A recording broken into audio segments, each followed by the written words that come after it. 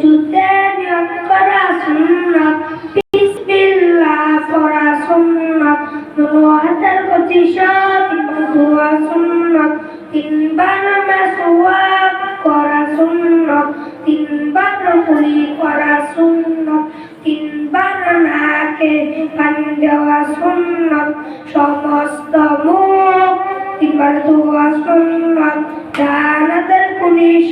তিনবার দোয়া সুন্নাত বাম হাতের কুলি